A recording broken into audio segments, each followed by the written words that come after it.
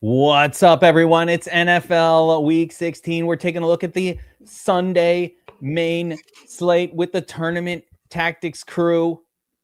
Bobby 2 times, Joe Zaddy, and Burns are here to break it all down. We got injuries galore, a lot to cover. Really, the slate changing by the second. Let's get into it. Let's go!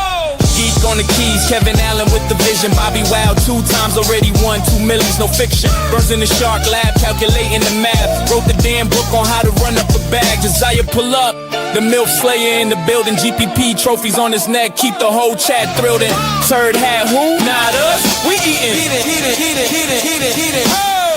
Tournament tactics, we stacking the bags again. Millie make $100s, yeah we cashing in. Helmets up, blue moon in the cup, boner alert. That over under going up. Core plays lock, domination station pop.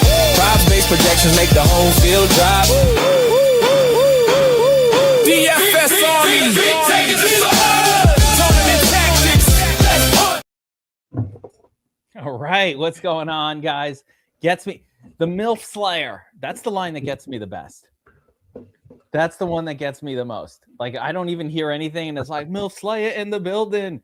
And I'm just like, yes. Why is that so good? Mr. Nash T. Mr. Nash T. Credit to the song for sending that in. We appreciate you, Mr. Nash T. All right, guys, we got a crazy slate coming up on Sunday. Injuries also galore. They're all over the place. Players dropping like flies late in the season.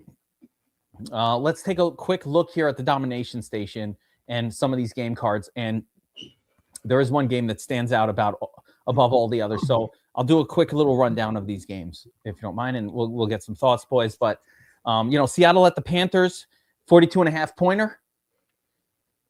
Yeah, Seattle's a good team. Panthers are at home. Maybe they could do a little something against a good defense. Never know. Does not stand out all that much to me. But the second game, guys, right at the top, the Cardinals, the Bengals, 52.5 point total. Two teams that don't play defense. They love to play offense. They can sling it. Both quarterbacks slinging it like crazy. This one is getting me excited. Uh-oh. Boner alert.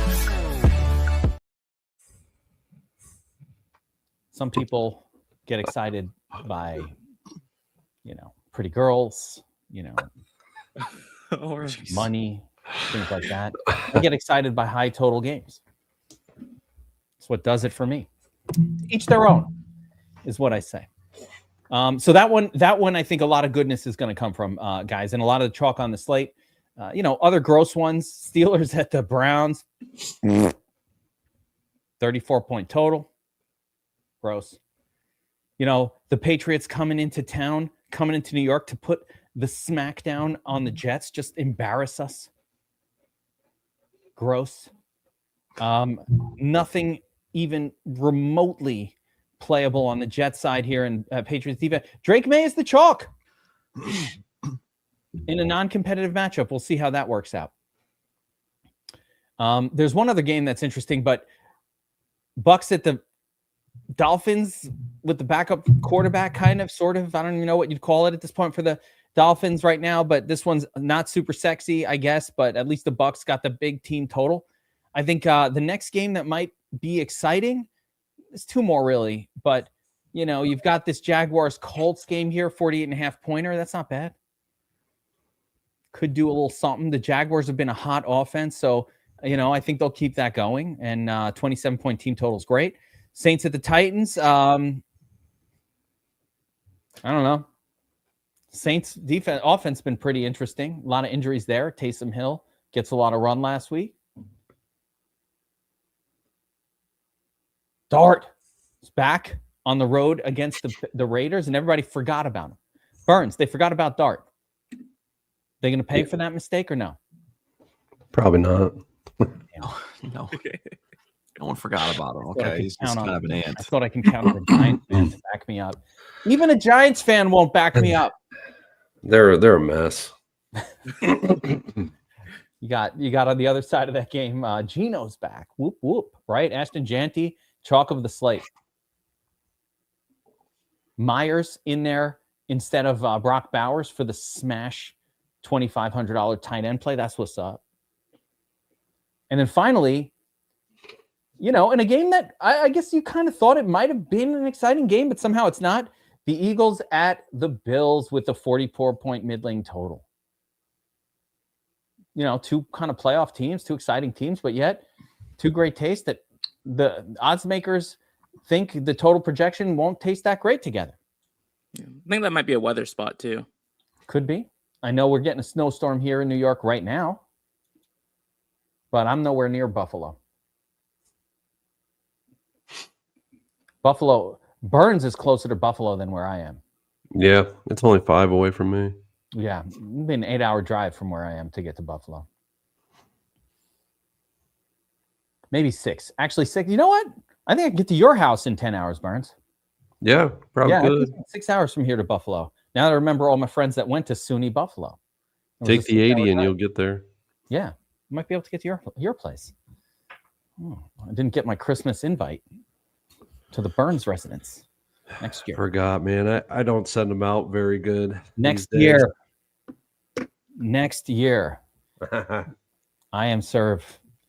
That's what's up. We appreciate you, my brother. We appreciate you. Ramondre spot, beyond a Ramondre spot. We'll get into that. It's the all-in Ramondre. Don't forget about Dre. We're going to be 100% on Ramondre if he starts. I will give you my personal address if you can send me a life-size Dart cuddle pillow. I will actually share my personal address for that.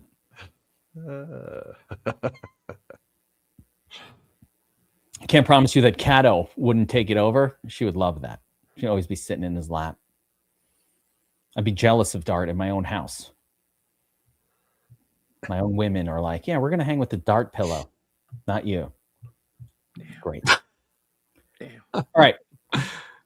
Let's get into the slate, gentlemen. Quarterback position. Quarterback position sorted by ownership for Sunday main slate action. And Drake May, the chalk, Drake May, non-competitive matchup. He's going to be the highest owned guy. The logic is Trevor Lawrence did it against the Jets, so why wouldn't May do it against the Jets? And the Jets are just bad. They are absolutely terrible, but they're certainly not going to put up resistance. And I'm going to tell you, for 90% of this season, the way that the Patriots played, Drake May in a non-competitive matchup was not scoring more than 23 or 24 fantasy points. He's the most expensive quarterback or right up there. And I'm probably, I hate to say it because I'm, it always comes back in my face, but that feels a little fadeable to me. There's a lot of there's some interesting spots that are high owned that when I saw it, I was like, wow, it's amazing how these guys are just high owned this week. Yeah. The one thing I'll call out though is that there's less games on the slate, so ownership is going to look a little bit more skewed than it would on like a 11 or 12 gamer. Yeah. Yep. Good call. So now this is chalk. I understand. Burrow, I actually understand a lot more. 30-point team total.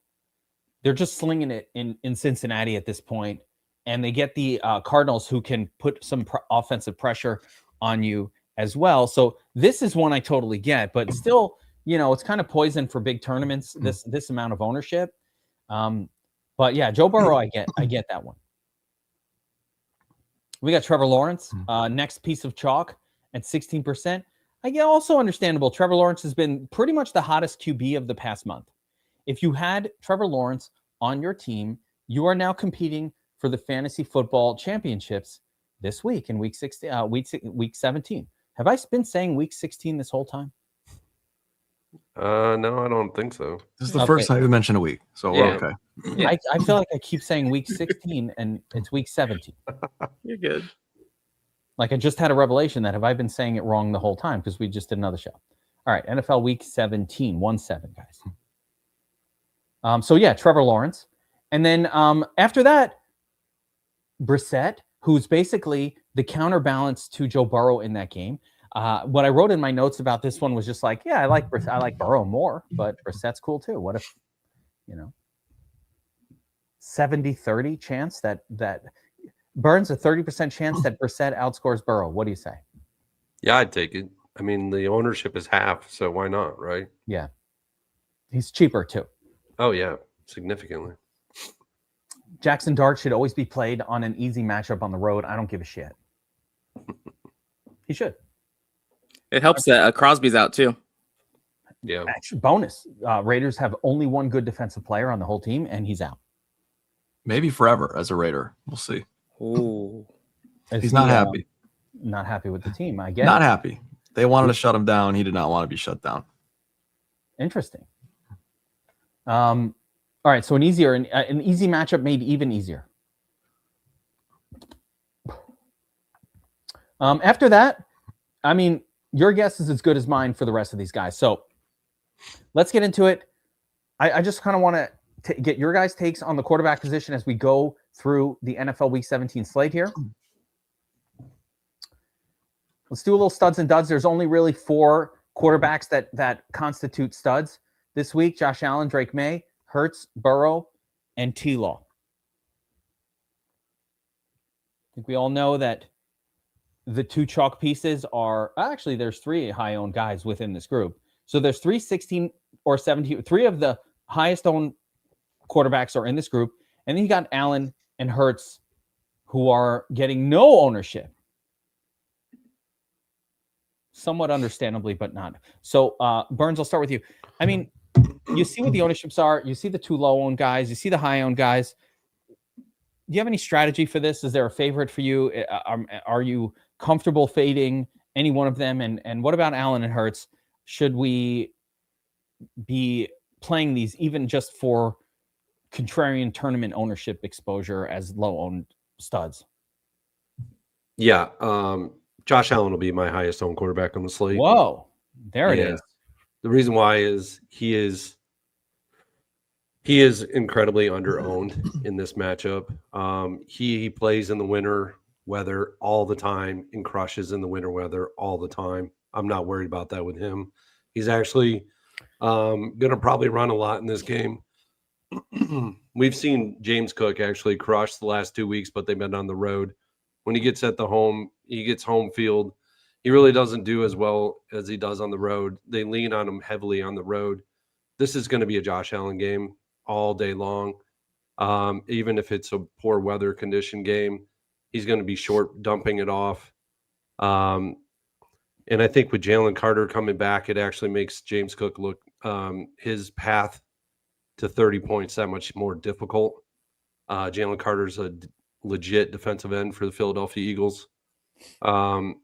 So I think this is a Josh Allen day. I get it. I think Drake May's in an awesome spot. I love that he's up against the Jets. The Jets, they just aren't there this year defensively. All year we've been targeting them with quarterbacks. Joe Burrow, I mean, yeah, it's a great matchup. But the rapport, I don't know what's going on with him. He's so interesting, like what's going on with him. And everything here in Ohio has just been like, what is going to happen with him next year? Is he going to be traded? Is he going to, like, I don't know what's going on. Really? Mentally, like, yeah, he's weird. Like, it's just weird dynamic with what's going on with him mentally. So I think he's got a great play. Don't get me wrong. I think he's going to be fantastic play. I think this is a back and forth affair. It's the highest game on the slate. I think, I'll have plenty of him. But I really want to have a lot of Josh Allen in the $10 million tournament. I think he's going to be my dude. So that we're going off against this week. But yeah, I got to look at that a little bit more intently. But I'm going to have Josh Allen unstacked and just run it. Yep. Yeah. No stacking with Josh Allen this week for me at all. No stacks. Burns, we have discovered through the course of this season that unstacked Allen is always the play. Never stack him. Yeah, and you want to play him at home. You don't want to play him on the road. He's not efficient on the road. We saw it last week against Cleveland. Cleveland's secondary is very beatable, and they just didn't take advantage of it. And he only had 6 points. I think he comes out and he just destroys this weekend. Like, I think you see like Josh Allen-esque, Matt, like 35, 40 points out of him this week. I think he scores 2 to 3 touchdowns on the ground. Let's go. I just think he's got to win. Like, they got to win to keep in the playoff, like, hunt where they are, if not higher.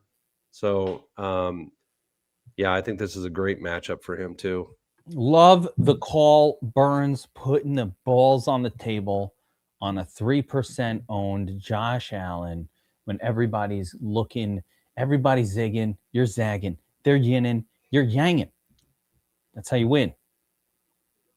Love it. Josiah.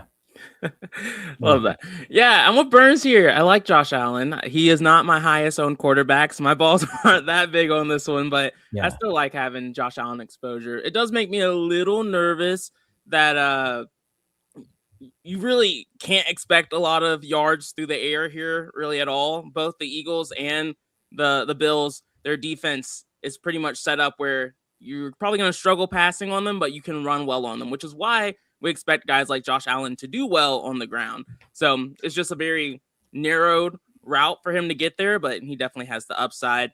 I'm not worried. I am a little worried about Drake May, just because, like you said, Geek, like him in these non-competitive matchups, we haven't really seen him have that ceiling. With him being the highest owned quarterback, he's someone I'm considering fading on this slate, but we'll see where ownership falls by the time we get to Sunday. If he's not the chalkiest quarterback, then I'll play him because he's in a good spot. But if he's super chalk, that's an easy fade call. And then I'm not really looking to get different. I think Jalen Hurts isn't an awful play. We know he can definitely push his way in for 2, sometimes 3 touchdowns, and that's the way he's going to have to get there. So Josh Allen and Hurts are your GPP plays, and the chalk is solid here for me with Burrow and Lawrence too. So I like these guys. I'm not really getting too weird with it though. Yeah. Not much pushback. If I was playing a cash game, I would favor Burrow over May. I think that would be like my little sneaky difference. Like if May. So one of the things to understand how to read this, how to read these numbers sometimes, like you might think like 18 versus 16 is so close. It's kind of the same thing, but usually what this means is this will be the default, like, cash game guy. Burns, you know what I'm talking about. Yeah. In those games where you're trying to just when you're doing a cash game or a 3-man and you're just trying to kind of like, let me do this be a little different without getting crazy. That's where like your opponent's probably going to use this guy. And hey, if you use Burrow or Lawrence instead, now you did something different without being crazy. That's kind of how you might work that, especially in the really high dollar ones too. Like your 162 and aboves, head-to-heads and everything like that. They'll use Drake May. Yeah, but Sunshine, man, I feel like we haven't talked about Sunshine enough, man. He's Colts good. secondary is banged up. This offense has been steaming hot. Colts are still going to push this game to make it competitive. He's really the guy I'm trying to prioritize. Is even a way of getting a little bit less ownership than Burrow. Yeah, for sure. I'm fine with that. BobbyWow, anything to add to this upper tier group? Yeah, I think I'm kind of in a similar boat. Like this feels like a week where you want to try and maybe take some chances on non-chalk. Like Drake May, great spot, great prop projection. There's no denying the paper goodness for him. But against the Jets, non-competitive, he's not a guy that puts up 30-plus point weeks. It's just not how this Patriots offense runs. So tough for me to get too excited about him. Burrow, I fully agree with Burnsy. Like, who knows where this guy is? He had a horrible week 2 weeks ago, much better last week against Miami. Miami gave the ball back to Cincinnati every chance they had. So, that played into that a little bit as well.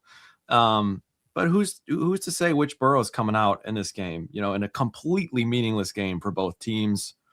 Great spot again, but nothing to play for.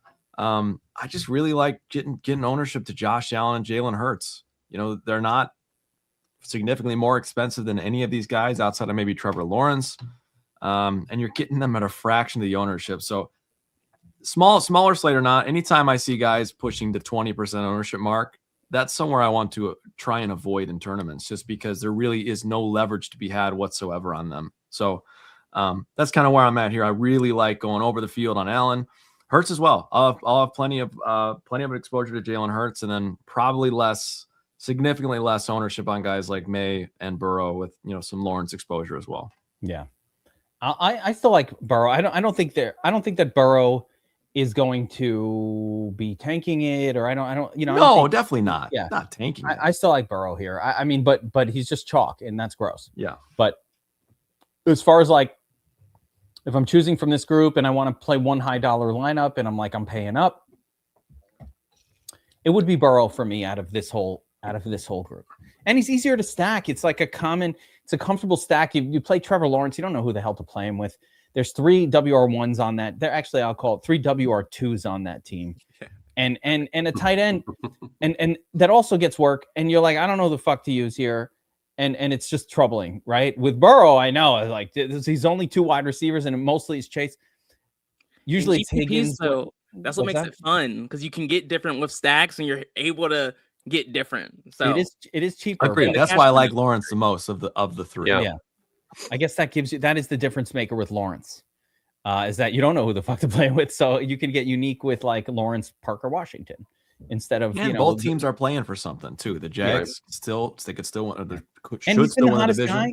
And let's give him the credit. He's been the hottest guy, and it's in a dome where it's nice and temperature controlled in the middle of December. It's freezing out and it's snowy and it's gross out everywhere else. And they're in a dome in 71 degree, perfect temperature controlled, 60% humidity, Indianapolis Stadium. And final point is, he can run. The other guys don't run. Drake May doesn't run very much. Burrow is not going to run. Lawrence will. Lawrence has legit rushing upside. Yeah. The only one of those 3. But Lawrence will burn your food like Florence. And run up in your crib like his name was Search Warrants.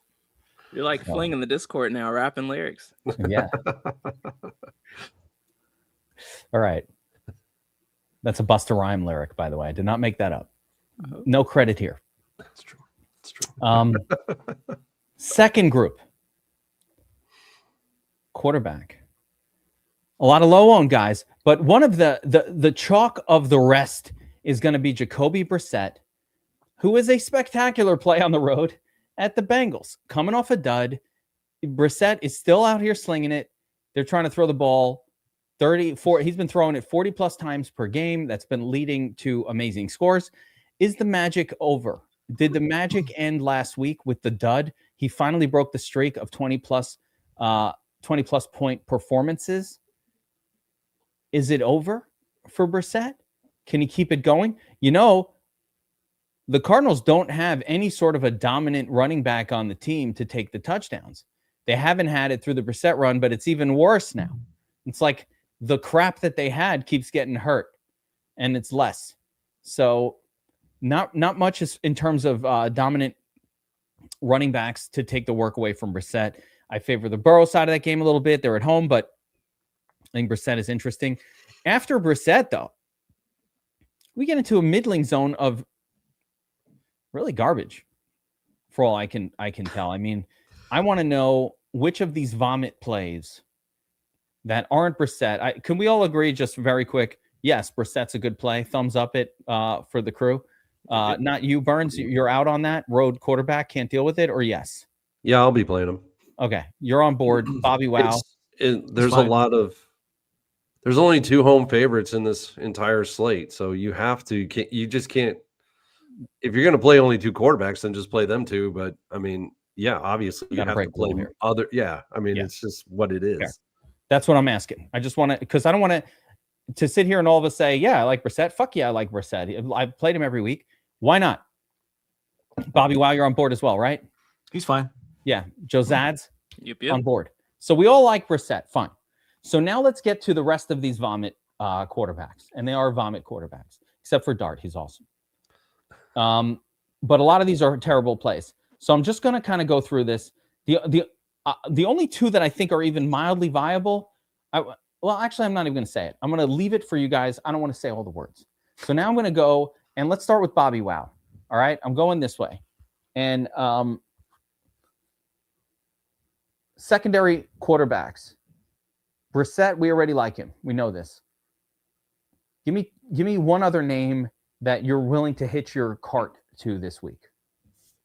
Hitch my cart to is very strong because I don't know if there's any names any one of us would hitch our carts. Man, Well, you don't say that. And Geek, it's 2025. It's from the It's almost 1920s. 2026. You don't say hitch our carts. It's like when you had a horse and carriage. And Is that even okay to say? It's the carrot. Is that actually? Yeah. No, I'm just kidding. I haven't heard that in a while. An 1800s expression that I didn't. Like you ever hear those funny?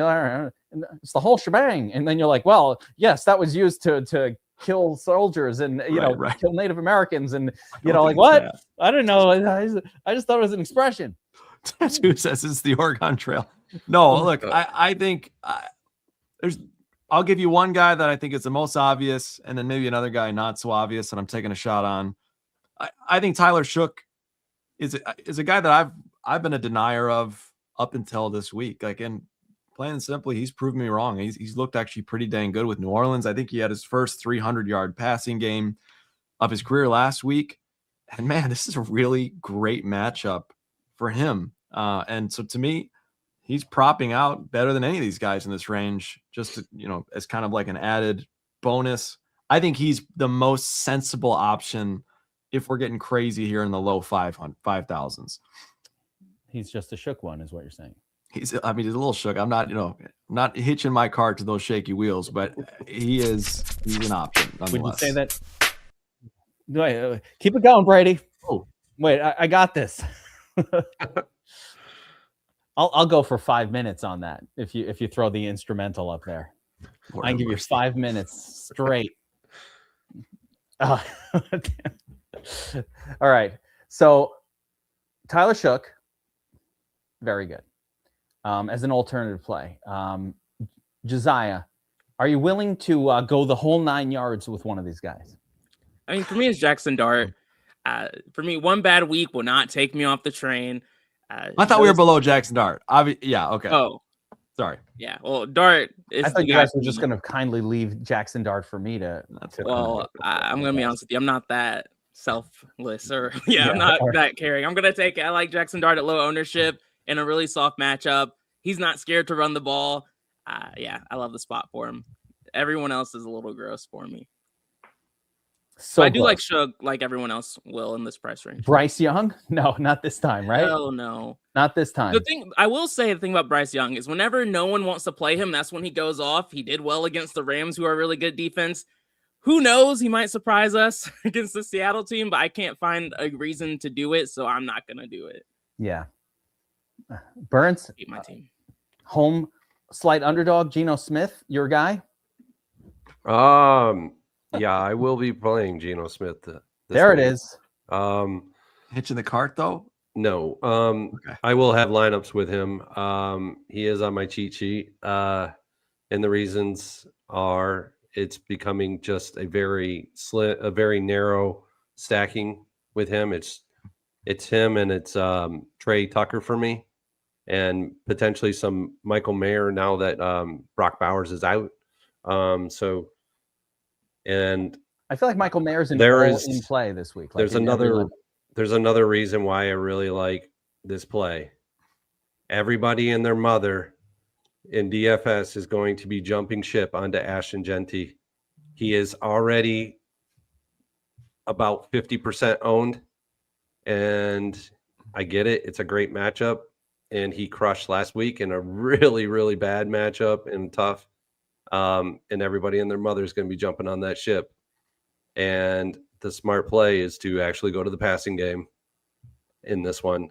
And this is where Giants are going to get obliterated. And their secondary is very terrible. But that being said, I think another good play, they have to win to actually make the playoffs. And their chances of, if they don't win, to make the playoffs is very, very slim. And looked at, I think they win, they're 65% getting into the playoffs, which is a big number. And so with a win, Tampa Bay will actually make it to the playoffs. and I really like Baker Mayfield with his full complement of parts in this game. Okay. He's got Mike Evans. He's got Chris Godwin. He's got Bucky Irvin. He's got Emeka Ibuka. He's got Kate Otten. And we've been targeting Miami all year with quarterbacks. And I really think they have to win this game. If they don't win this game, it's over for them for a playoff run. Yeah. And so I really am prefacing it that way. Like, it's not a great play on paper compared to like all these other top plays that are very highly owned. But it is one that I think could actually do very well this weekend. And Baker Mayfield has been in winning tournament lineups a lot. This isn't just a new thing with him. He's been in a lot, and he's getting past that shoulder issue. I like that him and Mike Evans were hooking up last week and the week before. And this could be an explosion game for Mike Evans. Could be a 40-pointer. So I really like Baker Mayfield this week in this range and getting off some interesting plays as well in this range. And I don't think a lot of people own Baker Mayfield at all this week. Yeah, very low owned. Concern with Baker is that Tristan Wirfs is out. They're starting left tackle who really does a lot for them. But the Dolphins suck, so I doubt it will matter. Dolphins have no pass rush. Dolphins was where Joe Burrow went to get right last week. Kind of a slumpy Burrow comes out of it at Miami. Wouldn't it be appropriate for Baker to come out of the slump at Miami? I like the call. Beauty at this point, man. I sure hope so. He's been sleeping forever, Baker. Listen, about dang time, guys. I like the call though. This season, we have discovered very clearly, and you can't deny this at all, how important coaching can be at times. Because you look at what happened in Detroit, their coaching staff get pilfered, right? Where'd they go? Go over to Chicago. Now Chicago's kicking ass, right? And Detroit kind of takes a little bit of a dump. That argument only goes so far when you look at Aaron Glenn, right? And no. Look where the Jets are right now. No, offense. Why would you take? Hey, Detroit has the worst defense in the league. Let's grab their defensive coordinator. That's what the Jets do. That was more so just to take a shot at the Jets. Oh, wait. You thought it was just Detroit? Before that, we were like, San Francisco, they've got a really great offense out there. Very dynamic. Shanahan, let's grab their defensive coordinator and make him our head coach. Are you guys watching 49ers games? They're good at offense. Has anybody watched the Lions? They suck on defense. The whole point is the team's good on. What the hell's going on? In fairness, that was on the heels of the Adam Gase hire. Who's in charge? Who was an over offensive here? coordinator? Oh, let's grab that offensive coordinator that coordinated Peyton Manning, a man who's known for being his own offensive coordinator. And the only thing he wants is for his offensive coordinator to, quote, stay out of my way. Let's take that guy. What the hell's going on here in New York? Forget about that. I like the Baker call. Baker is infuriating right now. But Mike Evans killed me last week. I think Baker just refused to throw him the football. It was struggles. But if there was ever a week, my goodness, we know Baker's a competitive guy. This feels like it really is it, Burns. So I really like that call. Vomit stack of the week. Burns, you said it earlier. The vomit stack of the week this week. The gummy play. To end all gummy plays.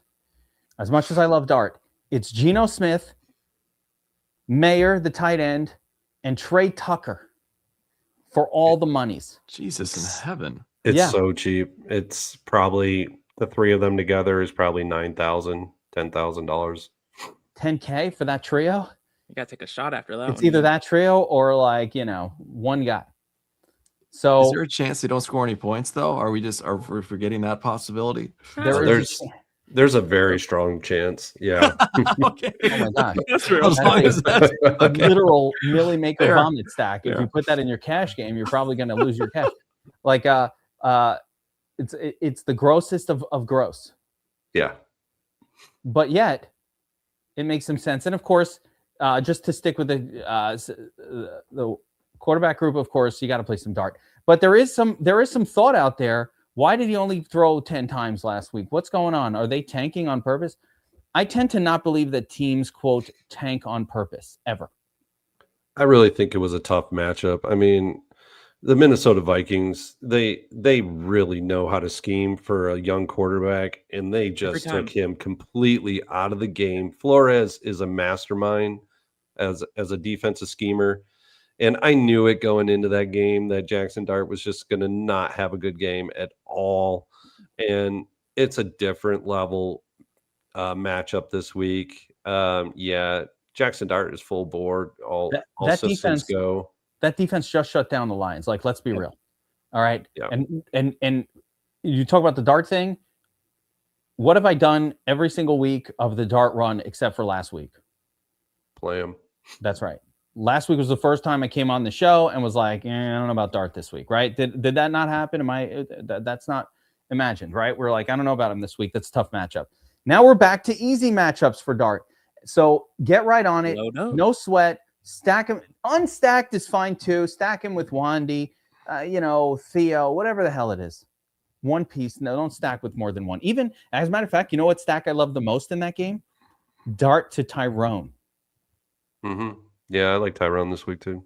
Yeah, that combo too. Tyrone catches a pass. Why not? Why not? I wouldn't be surprised if Darius Slayton scored a touchdown in this game. Yeah. It wouldn't surprise me. Yeah. Tyrone is your Yeah. We just kind of went by that. Yeah. I can't get there, man. Is your mind exploding right now, BobbyWow? No, I'm just like it's just like a cry for help from you. I'm just trying to make sure you're okay, because that's just a wild thing to say. 2 to 3 targets. That's what you said the last time I gave out the nuts on this show. No. This is what I said the last time. Oh, you know what? I'm not going to go there. Merry Christmas. Happy New Year. Fine. You know what? If we're going there, I'm giving you one guy too. If we're getting cheap, we're getting stupid. Yes. Give me a dart or two at Cam Ward, okay? Who has looked much better. He looked much more like the number 1 pick the last couple of weeks. You want to get cheap and crazy? Forget Geno Smith. That he's dead and gone, okay? He was on his high horse talking about like, oh, wow, everything, we look so improved lately. He's got like 6 touchdowns and 3 interceptions over the last 3 games, and it's like some amazing stretch for him. Cam Ward has thrown a couple touchdown passes each of the last 3 games, has a cake matchup at home against the Saints, and a couple of young wide receivers that have shown the ability to get it done with DK and Alik. So I again, not a great play, but someone I'll be taking a couple shots on in tournaments, as opposed to taking a shot on Jackson Dart and Tyrone Tracy in the same lineup. There you have it, the BobbyWow gummy play. Where have we gone? I won't go Tyrone Tracy with Jackson Dart. Okay.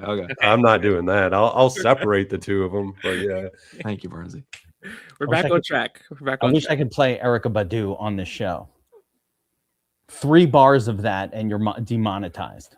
Damn. It's like they don't have any other income other than people playing the song called Tyrone on YouTube videos for 3 or 4 bars at this point. Josiah's hearing it in his head, man. That's the fucking groove. I can tell. It's me in the soul. I love it. Love Erica. Call him. All right. That's why I wait for every time. I know it's going to come out at some point.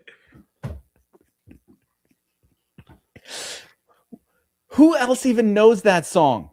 How do I know it? I don't know. All right, guys. Running back group, NFL Week 17. And we have 2 super chalk spots setting up. And then some weird shit going on after that. Right after these 2, but even the chalk is a little crazy. So Ramondre Stevenson.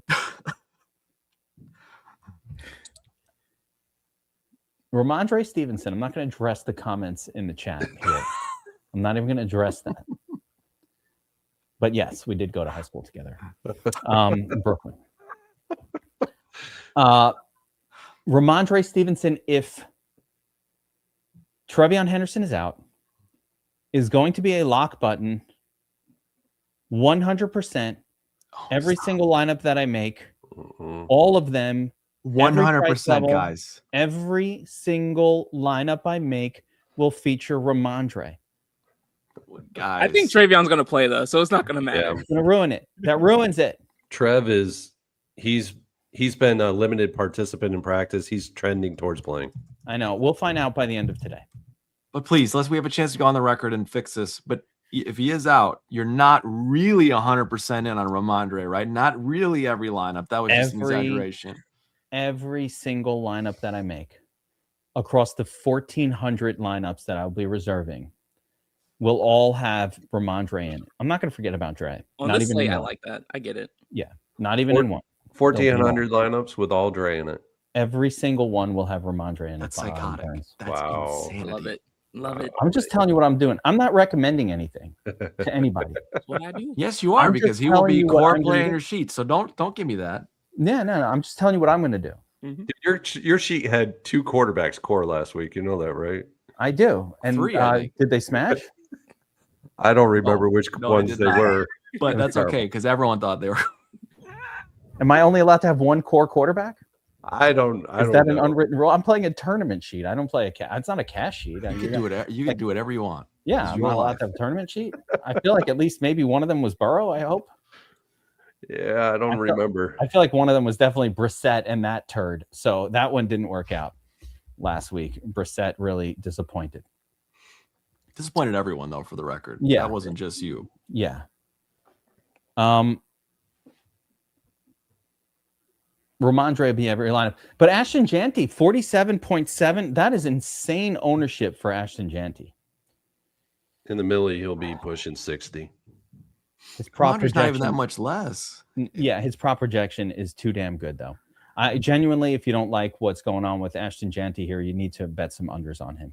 Yes. Because this 20-point prop projection is a value to a level that's absurd. Jonathan Taylor, just to give you an idea, Jonathan Taylor, who costs $8K, so almost a full 2,000 more, has a lower projection than Ashton Janty this week. This is what's happening. This is what's going on. Let me find another expensive guy. Chase Brown, who is 1,300 more, is a solid 3.5 points below Ashton Janty. The props love Janty here. Devon Achane, you could pay $2,500 more for the privilege of getting a Devon Achane who props out at 18.5 when Ashton Janty is sitting there at 20.1. This is the biggest value discrepancy at running back maybe of the year. Yeah. And why is that? Why is the value so good? I think a couple of reasons, right? Obviously, the matchup number one is as good as it gets. But there might not be a running back on the entire slate that is as much the true RB1 getting the full every single play workload as Ashton Janty. That's really what makes it an impossible play to fade, because he is going to get every single touch as long as he's on the field. I mean, virtually every single one. It might be too good of a play to fade. They're up against the Giants. Burns, is it too good of a play to fade?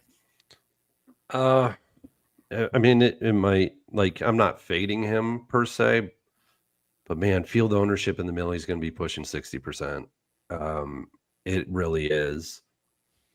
And is that going to be good enough to take over and win that tournament? No. The thing I want to look at, I want to look at what the Minnesota running backs did against the Giants. Because that's a pretty, he's kind of a hybrid between Mason and Aaron Jones. So I would say he's much better than either of those two turds. But I mean, you have he's to combine those two scores because he's getting all the work, right? That's what I mean. Like, he's a hybrid between those two. He can do the pass catching. He can do the between the tackles. So and he's way better than both of those two guys put together. But yeah, I just got to look at their scores, add them together to see if it's going to actually be a tournament winning score. Yeah, imagine they actually don't want to win and they just like pull Janty out early. I don't think that's a real thing that happens. Tough way to play the slate. But those are the two main ones, guys. Ramondre right now, as of right now, and Ashton Janty. My third. So let's get into the whole running back group here, top to bottom, and kind of look through it, and we'll do a little more generic here. So, in the stud zone here, 7K and up, ETN, Chase Brown, Barkley, Taylor, Cook, and Devon Achane. BobbyWow. A lot of these guys have been doing well. Travis Etienne's been hot. Chase Brown coming off a big week, but he kind of did it on high variance, low volume last week. That was not like Chase Brown was, 25 touches or anything. He was getting the same amount of touches he has been getting, 12 carries, 4 targets. It just worked out. Yeah. Jonathan Taylor, I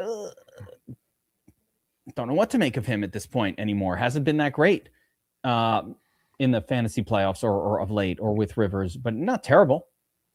Yeah. Still pretty good. You got James Cook in that matchup against an Eagles team that, in fairness, is better attacked via the run in the pass so far this year. And finally, Achane, who is definitely going to get his work, but does he have enough upside to produce on an $8,500 salary level the 32 plus fantasy points that he will need in order to be relevant, considering he's on a Miami team that's an underdog and probably going to lose? Yeah, I'm going to say no. I'm going to say no on Achane. I think, to me, he's the easiest fade on the slate. Okay. He got extremely, even last week in an excellent matchup, he broke off one big run. Yeah. That led to like 80% of his score. And he still only ended up with 18 points. Quinn Ewers is horrific. He's horrible. He's a complete and utter bum. Like maybe the worst quarterback we've seen on the field this season. Achane, we've seen a lot of bad ones. We've seen a lot of bad ones, and that might be an exaggeration, but he's among the worst. He looked awful. He turned the ball over every chance he got. Him and Brosper. Brosper looked formidable compared to him. Brady Thursday. Quinn is the worst of them. Maybe. You were turning the ball over like 5 straight possessions. It felt like last week, but in any case, Achane is too expensive to me. Is it possible? Could he get there? Sure. But I'd much rather play somebody like a Saquon Barkley, who actually has been coming into form a little bit. Over the last 3 weeks, he's had 2+ weeks, I would say, with 21 plus points. He's finally getting some volume here, and I think interesting spot. Buffalo, not the best run defense, not a terrible defense by any means though. So Saquon at $1,000 cheaper though, to me, moves the needle a little bit more, just based on some recent game work, and also Achane with Quinn Ewers, it's a tough sell. So I think Saquon in this group is probably him and JT are the more sensible 2 options to me. Quinn didn't look that bad. He had a bad quarter. The third quarter was awful, but the first half wasn't as bad as I think you might think it was. He scored 8 points. Okay. He had 3 turnovers. I appreciated that he delivered a 19-point performance for Saints defense last week. Oh, okay. I was going to say, whoa, maybe I had him wrong. Really yeah, that was cool. We want to play the defense against this guy, so a little Tampa. I told you guys last week he was still seeing Ohio State ghosts in his purview, man. He was. He clearly was. And people were playing him last week. Hey, I played. Oh yeah, he gets ownership. I'll take a shot. But for me, when it comes to running backs, if Achane saw more targets last week, I could be talked into him. But he only saw 3 targets, and that's just not going to do it. We've seen running backs have success against the Bucs in the passing game, so it's not unheard of. But with Ewers at quarterback, I just can't do it. Barkley's my guy too. We've been picking on this Bills defense all year long with running backs, and like you said, Barkley's looking better. I like Barkley a bit more when I thought Lane Johnson was coming back. It looks like Lane Johnson won't be coming back this week, so it kind of mutes my excitement a little bit, but he's still someone I want to be over the field on. Outside of that, in this range, it's really Barkley is the only one I'll kind of like make sure I'm over the field on. I like that. Burns, any of these guys standing out in the lab? Yeah, I'm going to have a good amount of ownership in Travis Etienne this week.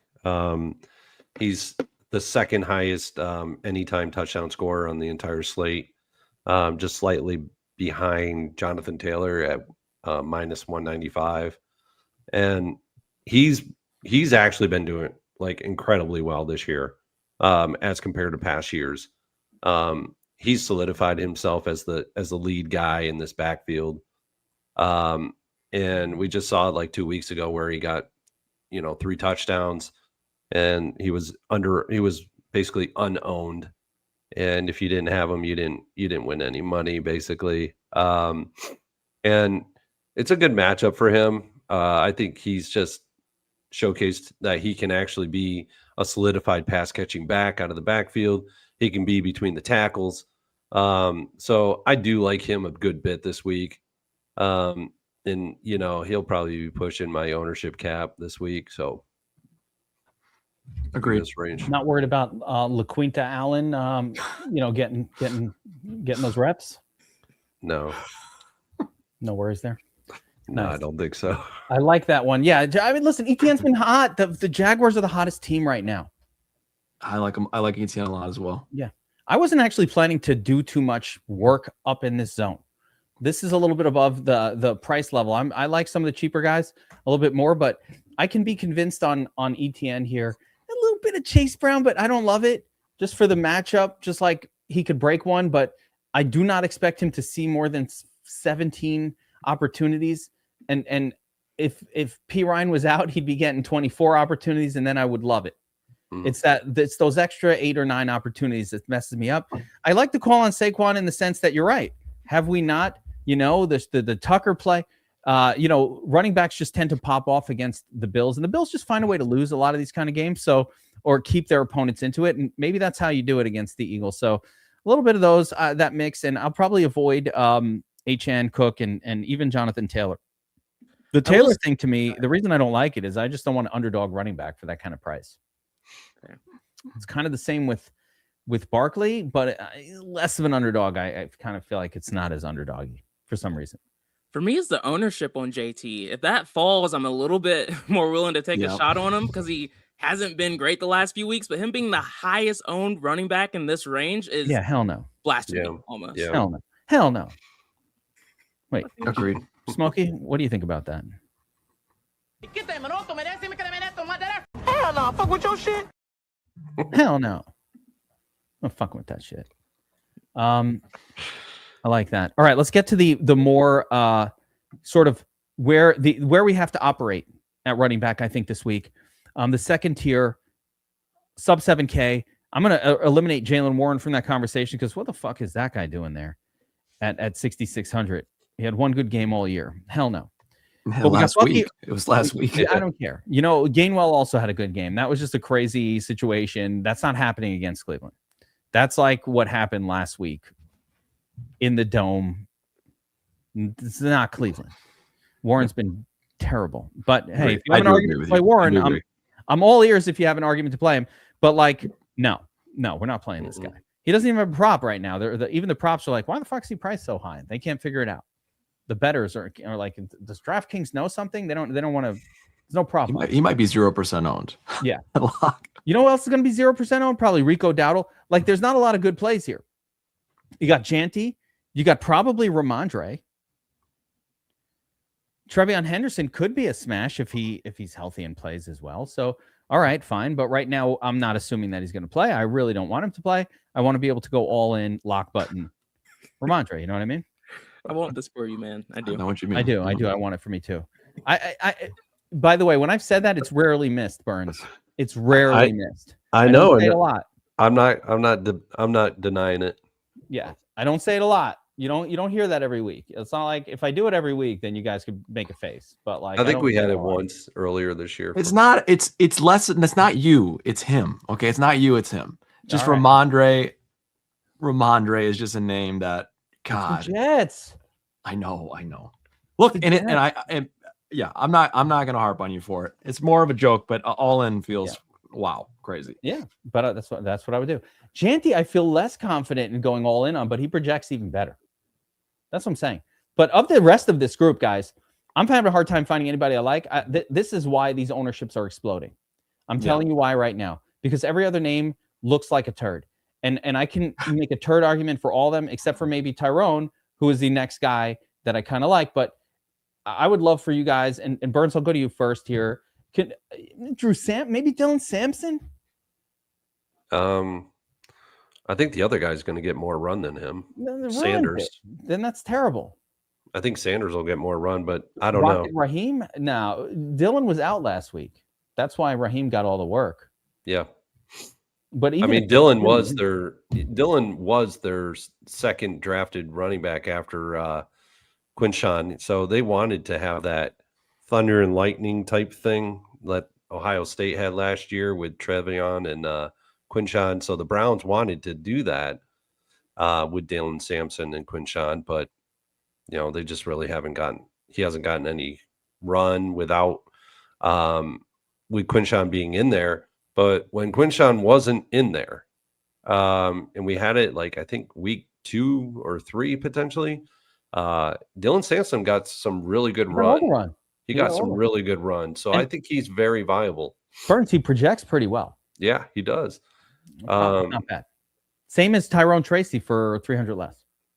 Yeah, Tyrone's on my sheet. Singletary, I just can't get behind him. Tyrone's he's a better back for me.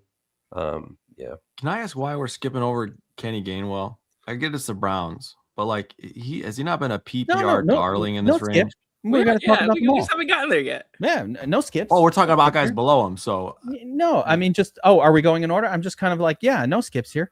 There's Kenny Gainwell had a great week last week. I think he's playable. I think he's fine. Yeah, BobbyWow. Yeah, it was Burns' turn, and now it's not.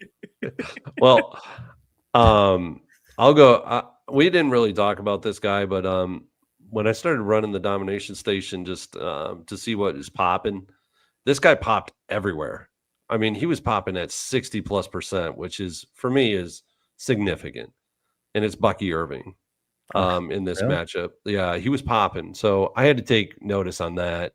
I think he's a good tournament play this week on the road against Miami. I think he's a good tournament play. I don't know if I can get there in cash or single entry, but he does make a really solid tournament play. And it actually gets you, potentially if you're not going all in on Ramondre 100% of your lineups, it potentially could get you that ownership into him. But yeah, he's one guy in this range that could be that's viable.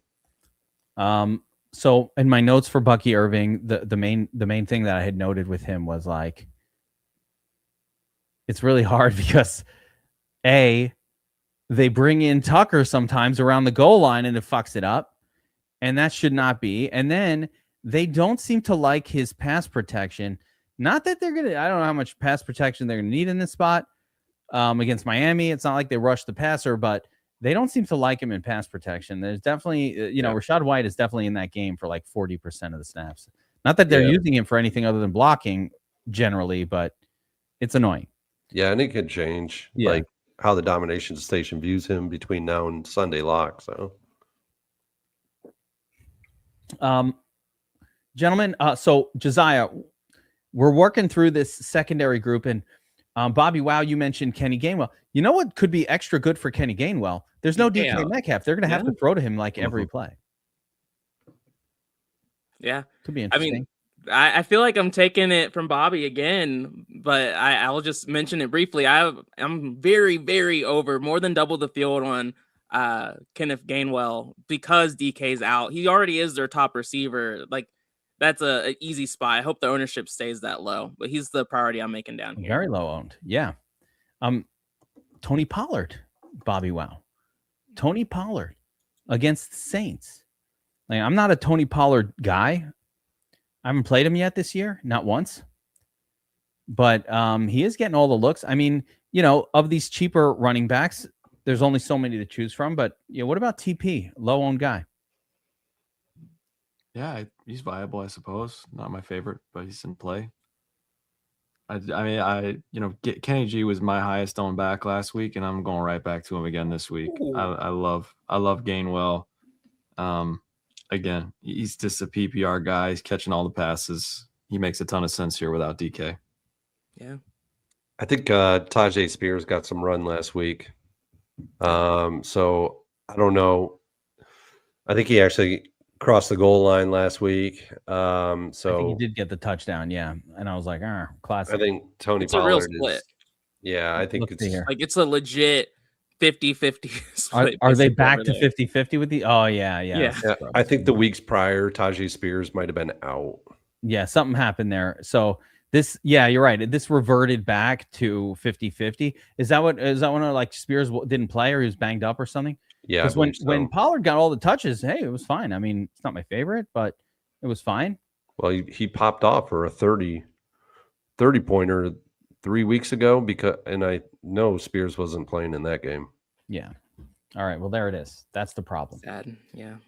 Any other? So Michael Carter. Oh man, that's a tough trigger pull as well. He projects pretty decent, but actually, I saw what they did last week, and they just didn't give him the ball very much. Like they were Amari DeMarcado's in there. I don't know if I like Carter, but is there anybody else? Guys like BobbyWow, anybody else in the cheap? So I guess we'll recap a little bit of what we talked about. Obviously, Janty and Stevenson are the supreme chalk, and both really great plays, but high owned is crazy. Bucky Irving, maybe, but we're worried about his touchdown equity. BobbyWow loves Kenny Gainwell again with no DK Metcalf, probably going to see 10 targets in that game. Tyrone Tracy, for me, it's my third favorite of the cheap guys after Janty and Ramondre. I say we just play Tracy against the Raiders. The Raiders suck. And then everybody else is sketchy to me. I don't know. Anyone else down here that anybody has interest in at all? No. Yeah. Well, what was great about Gainwell last week, Bobby, and you know this, they were lining him up on almost like he was a pure wide receiver. So he might actually be the WR1 on this team this weekend. And Cleveland's secondary is softer. It's been softer lately, so yeah. Gainwell, Tyrone, Janty, Ramondre. What if you just work those four and that's it? could work, yeah. For the whole week. You could. You could do worse things than just work that foursome. Yeah, I like it. All right. We're about to move on to the wide receiver group, guys, but I just want to let everybody know that the DFS Army Christmas special promotion remains live through Sunday. This is a big one because we want our guys, those of you guys who are subscribed to the DFS Army, you can also use this for an upgrade to go from NFL to VIP. If you're not currently a subscriber and you've been thinking, hey, I want to check out what this crew's about. I want to kind of get in the Discord where everything's happening. Josiah will tell you, I don't know how anybody does NBA without the Army Discord. I literally got a message the other day.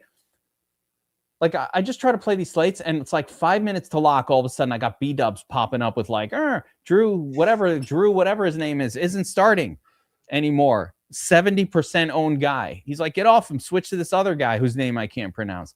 I get on that shit. The contest has 50% owned the point guard that wasn't starting. 50% of the suckers don't have an Army subscription. They don't have a person whose job is full-time to let you know who's hurt 5 minutes before lock so you can swap. And here I am with 0% of a guy who put up a 4 and at 60% of the field. That's constant every single day. As a matter of fact, I recommend that if you can't be in the Discord the last 10 minutes before lock or 15 minutes before lock, that you should not even play DFS NBA at all. Yeah, just don't play it. It's to that level.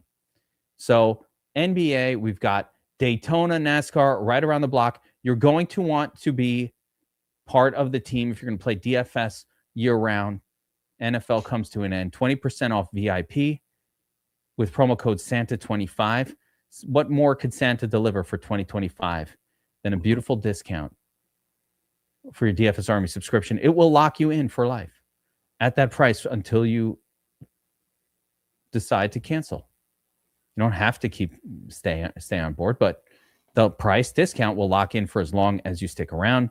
You get all the sports. You know, we have people who pay separately for 3 different sports because they just, I don't know what you do. You should not do that. We got an NBA sub, an NFL sub, and a simultaneous, and NASCAR sub. And I'm like, this is crazy, man. Just get VIP. Get it all. We even have NHL. That's right. I don't recognize NHL, but we do it too. The Goons. Talk about not being able to pronounce names, like Yeah, the Goons. and stuff. The Goons. And of course, thank you, Brady. Sharp app for the free trial. Sharp.app/geek to do arbitrage betting. Arbitrage betting is basically like mining for $10 bills. You can get 10 or 15 $10 bills every single day doing this risklessly. All you have to do is want to do it, and you can do it. It's a lot of fun. And can't the NFL? We're not able to do that, Nestor. We cannot do it. We can't change our setup. Unlike some companies, we don't have your personal information or your credit card. We don't store that here. None of it. So we're not able to change that. But I recommend you rolling yours over to NBA. I recommend it. But it's not an automated process. You got to let us know in the Discord. Anybody wants to do that upgrade, in our Discord, you hit up at Texan0322, and he will help you upgrade, change, do all that good stuff, and apply the code and give you the discount. So if you're an NBA and if NFL current and you want to go to full VIP, you hit up Texan0322 in the Discord, and he will prorate and do all those wonderful things to make it worth your while. All right. Wide receiver position. I said he'll do all those wonderful things. Like, not all the wonderful things, you sickos. Just help you upgrade. Jeez. People's heads. Bunch of sickos. All right. Wide receiver group, guys. NFL Week 17. I'm going to sort by ownership here. And Jamar Chase, top owned guy, 40%. Jackson Smith and Jigba, possibly just as good, but at 23% at half the ownership. Jacoby Myers getting a little chalky. And then that's about it. Jalen Waddle, Burns catching passes from Ewers at 16% owned. Olave off the big week. Stephon Diggs in a matchup where a lot of other wide receivers are hurt for his team. There you go. Oh, Trey Tucker. It's not even cute. It's not even sneaky. Mm-mm. Everybody else thought of it. Yep. What the hell? T. Higgins. So there we go. Not a lot of chalk outside of really Jamar Chase. And I think Jacoby Myers might be some sketchy chalk right there. But no one else is getting that highly owned. So we can just do our normal studs and duds here and kind of go through it. Let's keep things moving along. We've got a stud group. That looks pretty good. 6K and up, starting with Devontae Smith all the way up to Jackson Smith and Jigba, with Jamar Chase coming in as the high owned guy. You got Chris Olave in there coming off the big week. AJ Brown and Devontae Smith. Potential plays. AJ Brown, double-digit targets in 5 of the last 6 weeks. Mike Evans coming on strong for the Buccaneers. I love Mike Evans this week. Absolutely love it. So, Burns, just 2. Go disciplined. Give me your 2 tops from this group. We'll go through Josiah and Wow. Prepare with your 2 tops from this crew. Yeah, this is a complete ownership play for me. When I saw the ownerships on Jamar Chase, I was like, holy Christ. It's a lot. Yeah. It's a JSN as a pivot off of him. JSN is just as good this year as Jamar Chase. And then down below, I do like Mike Evans. He is a solid play this week. I'm on Baker already. I'm going to be on Mike Evans as well. And Mike Evans, could have a stellar day like we've seen him do in the past. I mean, it could be that type of game for him. So I feel like Evans is under, like, the ownership projection is too low. It should be a lot. Like, he should be much higher owned than that. And that's when you want him. You want him at this salary range. You want him at this ownership range. He makes a really solid play to this week. So, but yeah, it's an ownership play for me at JSN, and then Mike Evans because I'm playing Baker as well. And I'll one-off Mike Evans too. Yeah. I think Mike Evans is absolute standalone playable. I have a thought on your Jamar Chase fade for JSN. I also love the fade for T. Higgins always in that spot. Yep. Joe Zad. Yeah, I'm with y'all. I like the T. Higgins pivot off of Chase, but I'll have Chase exposure because I'm playing Burrows. So that just kind of goes 1 for 1. But it's those lineups that Burrow's not in that I'm like, okay, where can I get different? And then I guess the guy that hasn't been mentioned, Michael Wilson's really a guy I'm looking to prioritize at low ownership. Love the matchup. As long as the Cardinals aren't trying to throw this game, they should get back on track and start throwing a shit ton like they've been doing all season besides last week. And in a soft matchup, you have a guy in Michael Wilson who is the best receiver on the team, maybe not including Trey McBride. You have to make him a focal point here. So yeah, he's the guy I'll be more than double the field on here. Yeah, doesn't project as great, but man, I love that game, right? And everybody's kind of stud off a dudding this guy. Not even stud off a dud. They think, he sucks now. But actually, the whole passing offense stunk last week. Like, you can't, why are we holding against Michael Wilson, but everybody wants to play Trey McBride? It was the same exact thing. Yep. And it's a much softer matchup, too. Like, they hit Houston, they hit Atlanta. Those teams are slightly, well, Houston's way better than the Bengals. But it's back to reality here for them. They'll get back on track here. I like it. BobbyWow, how about you? Yeah, I kind of like the middle of this range right here. I really like going back to Mike Evans again. They're going to need him, and they need to win this game. I think we see Baker pepper him as much as possible unless something's gone seriously wrong. And then kind of the one guy I like that I don't think many people are going to play is Chris Olave. I know we're showing ownership at 15% right now. If it really truly is going to be that high, I'm not as interested as I feel now. But I'd be shocked. I'd really be shocked if he passed up 10, 12% ownership here. And he really is the only guy on the Saints consistently catching passes. He had like a 30+% target share again last week. He put up almost 40 fantasy points. Yeah. 40 fantasy points.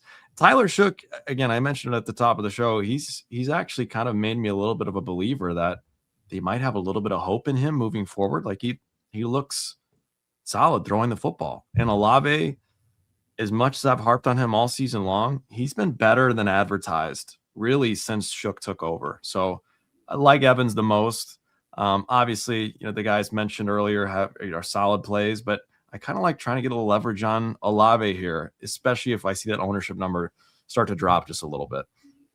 Yeah, I would agree. And I'm just going to add in for this whole conversation. Yeah, tournament leverage, guys. I love Evans straight up. And certainly, if I'm playing Burrow, I'll have some, you got to have some Chase and all that good stuff. But tournament leverage spots here, Devontae Smith, when kind of like maybe the field is leaning a little more to AJ Brown. Definitely T. Higgins for me. Anytime you see 40% own Jamar, you just go to Higgins instead. They almost are equal in the frequency of their smash games. Like the likelihood of a 30-pluser is not wildly different between Chase and Higgins. Yeah, maybe a little bit better for Chase. Chase probably has a significantly higher floor week to week, but that ownership is a killer. So, a 40% owned guy. And there's a reason he's that high owned because there is salary available this week. There's no real running back that we're like excited to pay up for. If there was Bijan Robinson and Jahmyr Gibbs on this slate, we wouldn't get 40% on Jamar Chase. They're not on the slate. So there's just no alternative to want to pay up. But there is at tight end, and that might be the way to clean it up.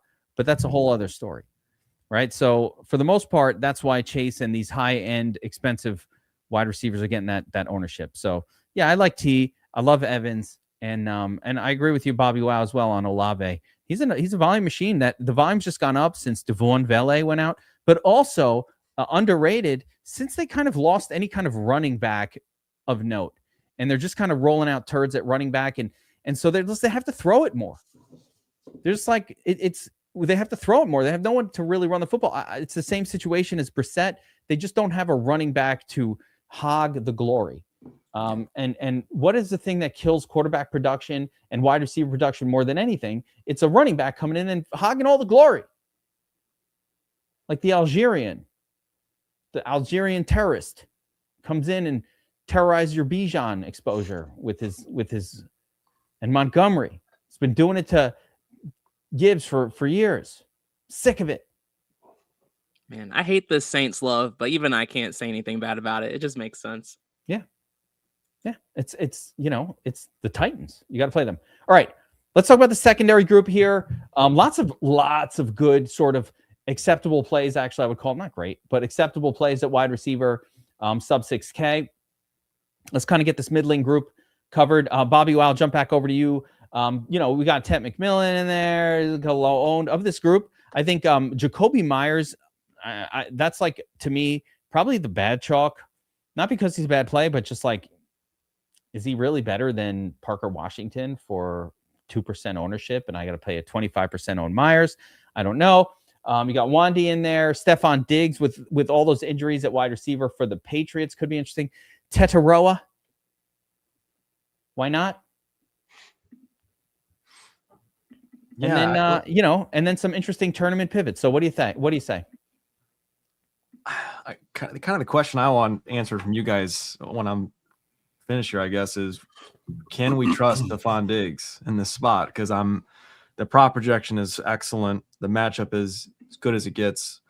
But he's just kind of has this knack of disappearing, even when we think he's, going to show up for sure. So I have no real feel on the Stephon Diggs situation. I do like Wandale quite a bit. We've already talked about the great matchup for Dart here. Wandale Robinson has been kind of that volume machine. We talked about Olave for the Saints. It's been Wandale for the Giants. And he's priced just fine. He's not cheap, but he should see a ton of work in the passing game, and he's a PPR guy. So I do like Wandale quite a bit.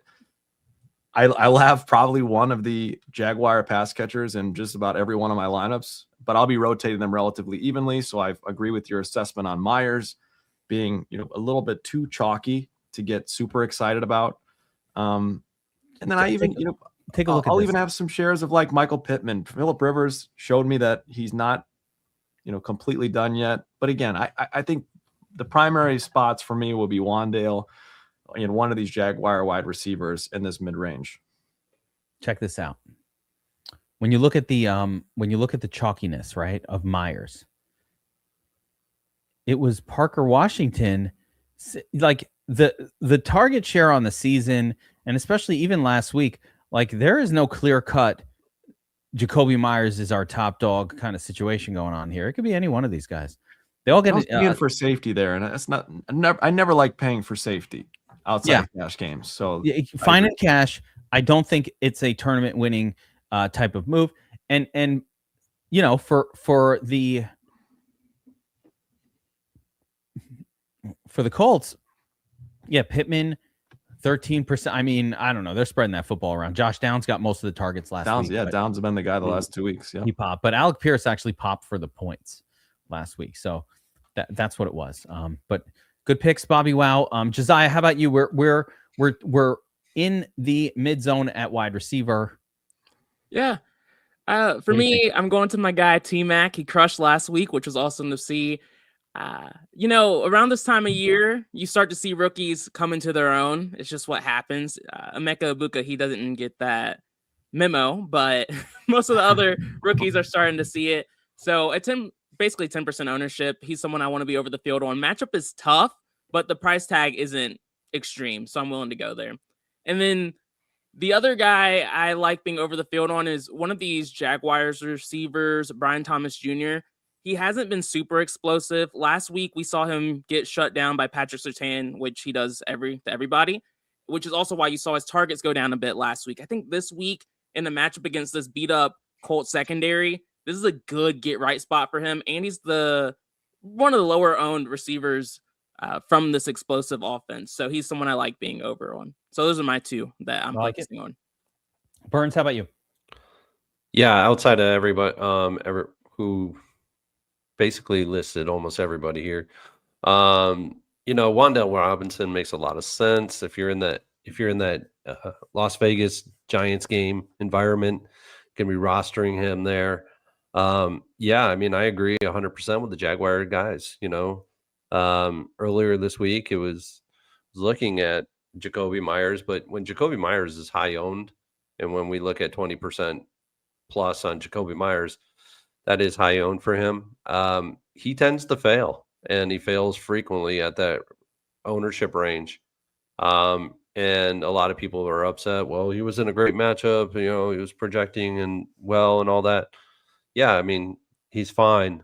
Play him in single entries, cash, and but don't play him so high in the tournaments. Pivots like Parker Washington and BTJ, are viable as well. So, you kind of got to understand the player and the matchups and how he performs when he's actually in a very good spot, but doesn't seem to perform at all. So I'll give a GPP pivot in this zone. There's the obvious guys, and every one of these guys has a flaw. Like I said, Stephon Diggs looks great on paper. Everything looks great with him, except he has disappeared a little bit this year at times. But we like that Booty's out, that Pop Douglas is out, Mac Hollins is out as well. So they're going to be forced to focus those targets to a slightly smaller group with Kyle Williams, the rookie, and Steffi Diggs leading the way, I think, here. So I think he will get his due. Wan'Dale also has not really had a big game with Dart. That's the downside. He just hasn't had a big enough game even to support a $5,700 price point with Dart as of yet. Doesn't mean he won't. Doesn't mean he can't. Just hasn't really done it yet. That's interesting. I think an interesting tournament pivot, playing back to one of your favorite plays, Burns, is going to Godwin. He's on the field. He's knocking the dust off every single week. We all love Mike Evans, but you know what? Chris Godwin is he's there too. He's a person. Baker can support both of them. He can definitely support them both, but we also know for sure that Godwin has been a good player throughout his career. This year has been a rough one for us and for him. But the targets were even there last week. I think you'll be surprised to see that, the snap count and the target share last week for Godwin was right up there. If I could just find Tampa, it would be so much easier than scrolling, and I could show it so fast. But, Godwin, 64% snaps. He was right up there with Mike Evans and 23% target share. So he was right up there with Evans last week as like a focal point of the offense. No one is going to play him. That's what I like. No one's going to play him. Cool. I don't think anybody's going to play this side of the ball at all. No. I think it's, this game is not popping. Yeah, this is not a game that's going to have a lot of ownership. Can we address the tanking discussion a little bit here? And maybe you guys feel differently, but to me, once the players are on the field, there's no such thing as tanking. Like teams may sit guys. They may, like Max Crosby, for example, he's going to be shut down. That's as much tanking as you get. Like nobody is telling Jackson Dart to go and not play hard and throw the game simply because he won't. He's not a guy that's going to do it. Players have a lot of pride and they're playing for their jobs. Once the players that are on the field, those teams are competing to win. I promise you that. And we saw it. The reason the Bears got the number 1 pick is because we saw a Texans team come back with a bunch of guys that just wanted to win the game. It's how the NFL works. So once we know who's playing, don't get too drawn into that tanking kind of storyline. It gets overblown, I think, a little bit. Jackson Dart, like if they tank, he could lose his job, which sounds crazy, but that's a possibility. Yeah, they don't care. They don't want to tank. The tanking is sitting Max Crosby when he's still healthy. Yeah. Because they're like, not playing guys. Yeah. Before they're on the field. That's tanking. That's the closest you'll get to tanking. Or I don't think Miami's doing that, but I actually don't think. I think they benched Tua because they want to win. That's they actually want to win, which is different. It crazy to see a world where the Dolphins can win this game? I don't think it's that wild. Yeah, I mean it's a little crazy, but I don't know. We'll see. Were you driving in Mr. Red Hop's neighborhood? Chill. No. If the Giants wanted to win, by the way. Jammo. Oh, I would love that.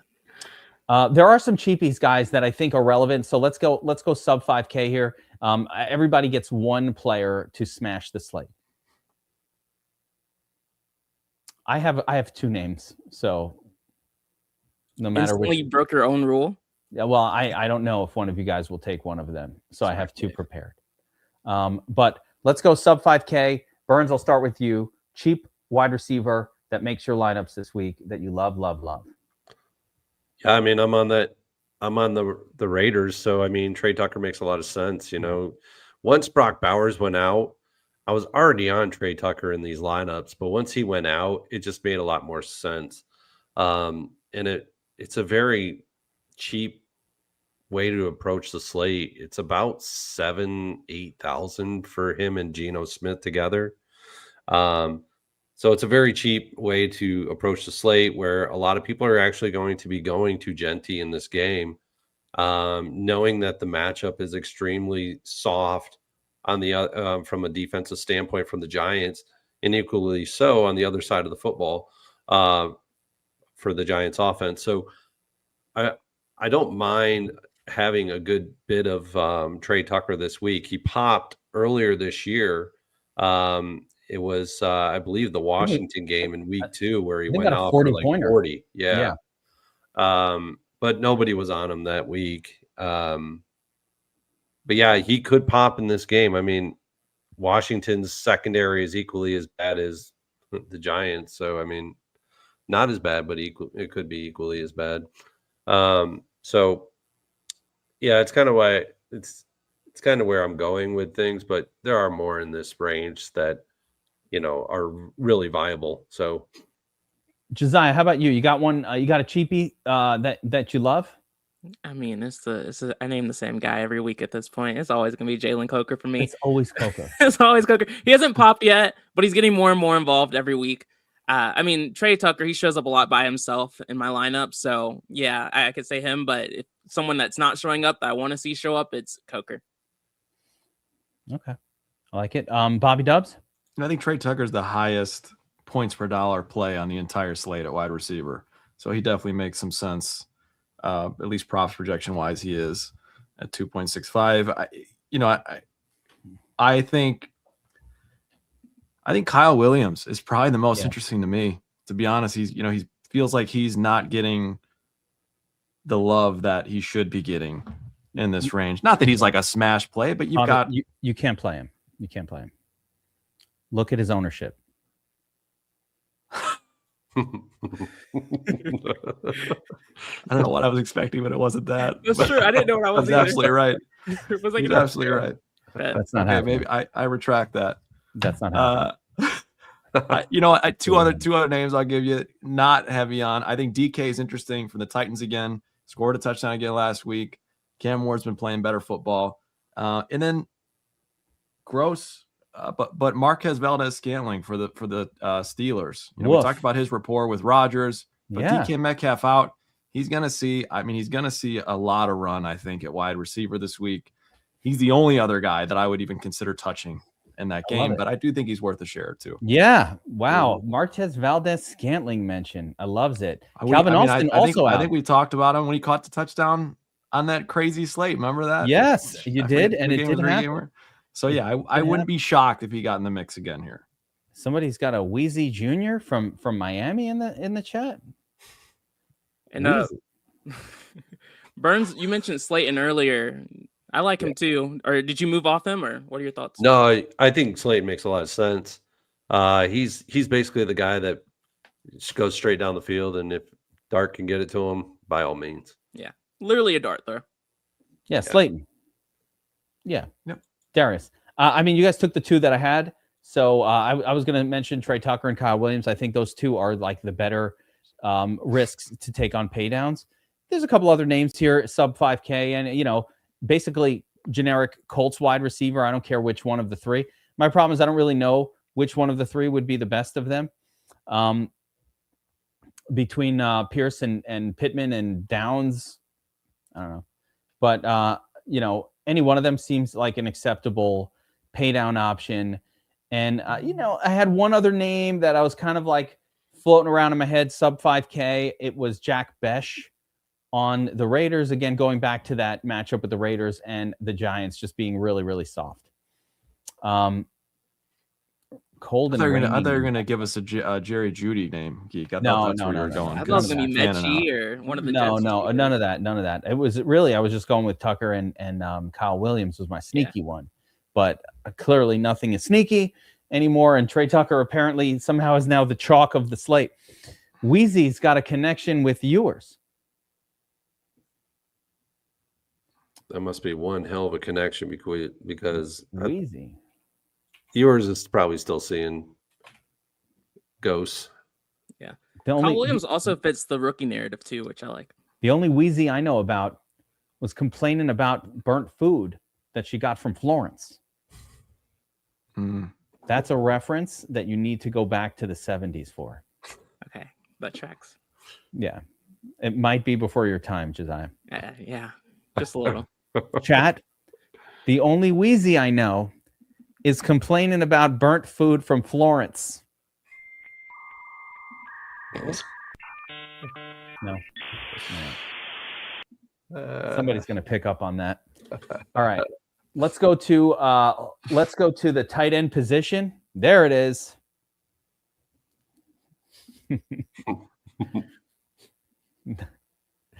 There it is. JD Milf's got it. Okay. Gilmore Girls. Not Gilmore Girls. No, JD Milf's got it. Not Dixon. He has no idea. Yes, Rob Haringa. It's from the Jeffersons. That whole line, "I'll burn your food like Florence," I had to figure out what that was. And it was referring to the Jeffersons cleaning maid, Florence, who was a terrible maid and would burn their food and just be horrible at her job all the time. That's the reference from that show. It's been a bit, but that's a classic. Yeah, it's an old one. It's even before my time, in fairness. But that was a reruns show for me. It's not like I was watching live episodes of the Jeffersons. It'd be like a reruns show for my childhood. All right, tight end. Michael Mayer is all you need to know. Should we move on to defense? Sure. Really, Burns? You're going to allow it? He's just like, I don't want to talk about it. You're supposed to be like, what are you, nuts? Nah. Do I need more than Mayer at 2,500? You might play two tight ends this week. I love Taysom Hill too. Wow. Yeah, I like Taysom Hill here. Tay. Bobby Wow, let me show you something. We just haven't heard that in a while. I like it. I missed that. It makes sense after last week. Yeah, it does. He got a ton of run. Dude, I had lineups last week with both Jawan and Tay in it. It was crazy. And that game, they just went off. I mean, New Orleans just popped, and he didn't, light it up like for 40 points or 30 points, but his complementary pieces, they did. That crushed. Check this out. Did Tay vulture him completely on the pass, or was it the pass two shook? I can't remember. I mean, Taysom definitely threw a touchdown. I don't know. Did he throw a touchdown? Yeah. Here's what's crazy. Taysom Hill did so much last week that DraftKings format for this player card is not even able to stuff all the statistics onto the card. Okay. That's how much this guy did. As a matter of fact, this shows passing. All right, he threw a pass, touchdown. 12 rushes for 42 yards. What it doesn't show is that he also got a bunch of targets and receptions last week. Like, he was just involved everywhere. They don't even have room for it. I don't know how many receptions he had. I can't find it. It's not here. They don't have it on the player card. Let's go to FanDuel for the information. That's how crazy this was. Yeah, I like Taysom Hill. There is some rumor that last week they were purposefully trying to get him involved, thinking it might be his last home game ever with the Saints. Oh. Yeah. Which kind of does explain that throw, because the throw was towards the end of the game. It was a little fluky, but it was still a thing. Do not expect all of that. I think they were kind of making an effort to honor Taysom Hill a little bit, although teams don't do that much. I think part of it was also they're just not confident in the running back group they have, so they figured let's get Taysom Hill in there. So when Myers became available, I became slightly less interested in Taysom Hill, Before that, though, I was like, yeah, I'll take the $2,700 guy. Fine. I don't need that much. But now with Mayer in there, yeah, he was crying at the end of the game. Yeah, Schwa, you saw it. This was a farewell to the home audience situation for Taysom Hill. Now, I don't know why they've already made a decision. This guy is retired. I don't know if he's retiring. I don't know if they're just like, we're not bringing you back, so you might as well get your thrills. I don't really know what it is. He's done. Is he retiring? Is it? It's done. Yeah. Yeah. Well, you would have thought the Chiefs would celebrate Kelsey too. Then, if the Saints were able to, give Taysom a nice au revoir. The Chiefs wanted to do a Travis Kelsey celebration, but they couldn't get the copyright. Like Taylor Swift has a full copyright on all things Travis Kelsey, his name, his likeness. You can't even have a Travis Kelsey goodbye party without sending it through Taylor Swift's people. They need all these approvals, a team of lawyers. There's like a team of 12 full-time lawyers in suits that run around. And Colts were like, all right, forget it. Too much work. Forget it. Whoa. Schwa does not like Kelsey. Not a fan. He does have a bit of an attitude issue, There's that. He covers it up well, though. Yeah, man. The people are not high on Kelsey. Brutal. Kelsey. I mean, what's not to like? He was very aggressive about making sure we all got our COVID shots, and we should all be thanking him for that. No? All right, I'll move on. Tight end group. Beyond Myers. Mayer?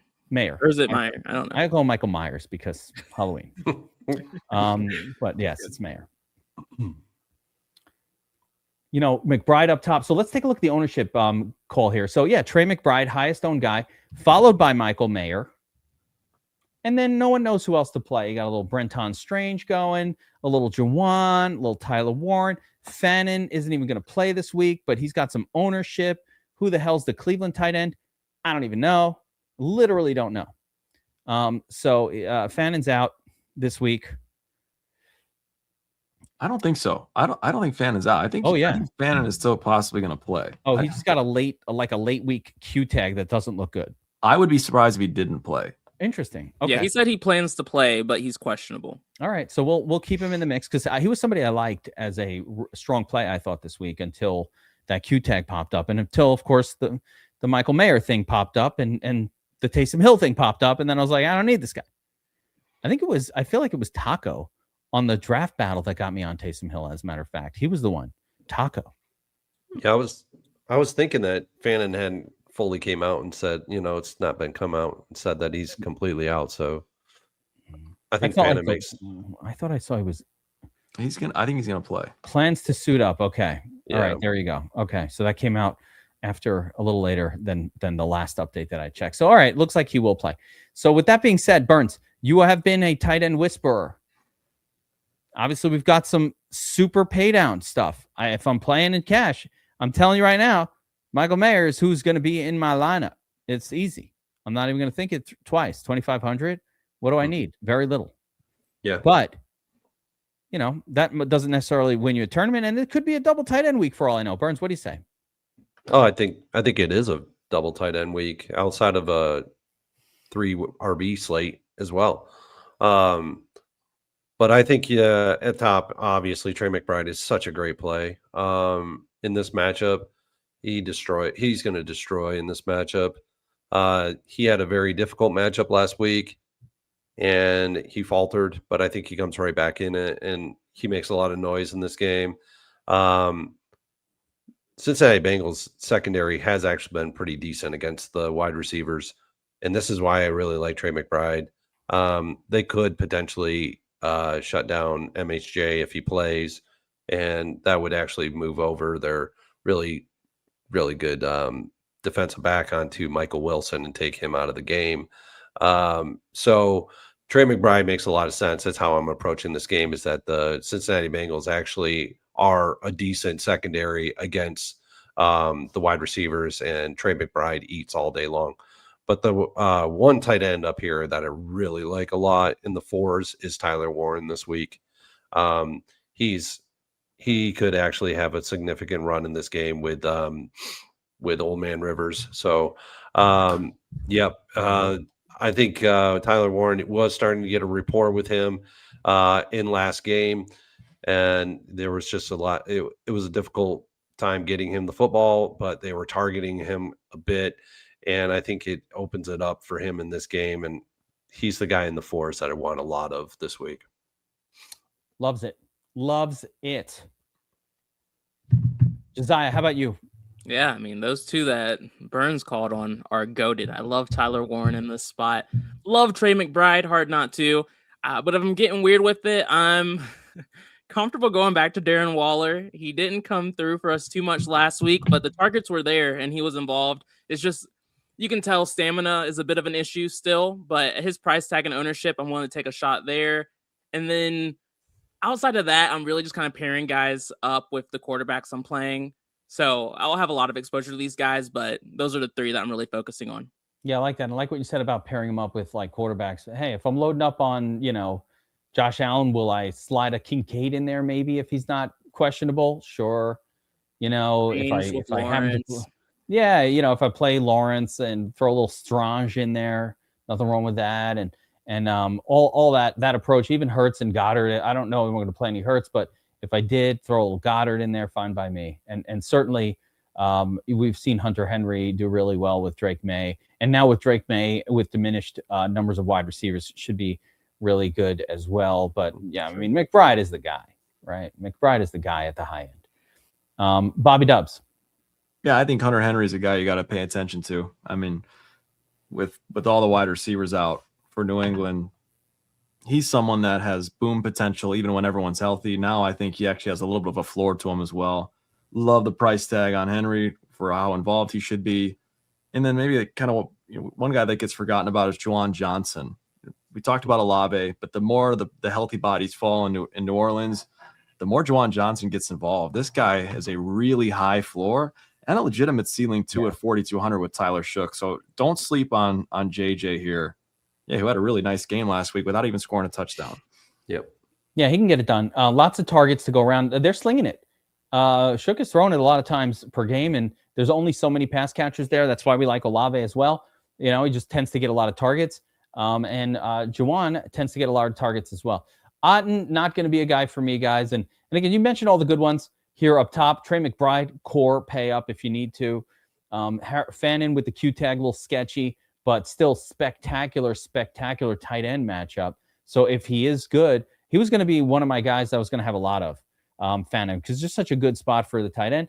And then again, just emphasize the 2 cheapies that make it all work this week. The top guy, Michael Mayer. That is who you want. That's who's going to be in your cash lineup. You're building a cash lineup. You can play Mayer and McBride, same lineup. And I like to take a shot on Taysom Hill. But actually, I'll acknowledge the chat here and say any one of these Pittsburgh, I don't usually play them because I don't know that I can guess right.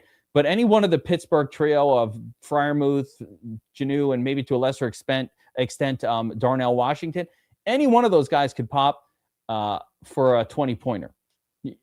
Without DK Metcalf there. I just don't really know which one is more likely to do it.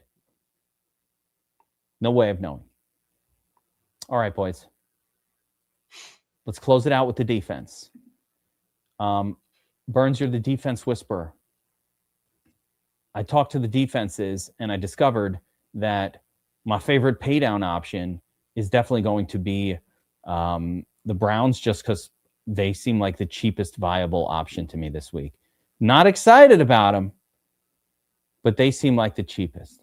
And then as we did this show, you guys a little bit convinced me that Buccaneers should be in the mix on defense with your hatred of Ewers and how bad he is. So now I'm adding Buccaneers defense on the road to the conversation. And then, of course, at the high end, the Patriots are playing the Jets this week. Need I say more? And actually, I would add in the Seahawks are playing Josiah's beloved Panthers. and the Seahawks have been a team that have put up 20 plus on defense multiple times already this year. So to that backdrop of those kind of seem like the only ones that I'm interested in. Burns, do you have any takes on defense this week that I should be paying attention to? Yeah, I think you need to pay attention to the Saints. They've been okay defense this year. They haven't been that great on the road, but and Cam Ward hasn't actually been throwing as many interceptions as you may think he has, but they do give up a lot of sacks, and so I think the Saints at 3,400, they're going to be owned. I mean, it's because you got a rookie quarterback on the other side. They're going to be owned. So they're not one of my favorite defenses on the week, but they are very viable in the middling range because of the fact that Tennessee gives up a lot of sacks and New Orleans does pressure the quarterback on a consistent basis. Fair enough. But I think the Bills are in play this week. I do like them a good bit at home. They play better at home as a defense, so I do like them. I think the Browns make a very good. That's a solid play, and the defense on the other side is a solid play. It's going to be the highest defense on the entire slate, though, and for good reason. We got another rookie quarterback, right? Shedeur Sanders going to target those guys. Got to and then T.J. Watt's back. So it makes for a much better defense with TJ Watt back. And Jack Sawyer got a lot of run in the last game. He got after the quarterback significantly. He got after Goff a lot last week. So I could see Sawyer and getting in there a lot more with TJ Watt in the lineup as well.